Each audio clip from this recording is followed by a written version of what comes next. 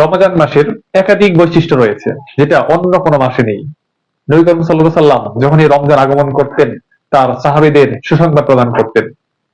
এ মাসে রহমতের দরজা খুলে দেয়া হয়, এ মাসে জাহান্নামের দরজা বন্ধ করে দেয়া হয়, এ মাসে জান্নাতের দরজা সমূহ উন্মুক্ত করে দেয়া হয়, একটি দরজাও বন্ধ থাকে না। এই মাসে আসমানের সমস্ত দরজা খুলে দেয়া হয়। এই রমজান মাসে কোরআনুল কারীম নাজিল করা হয়েছে।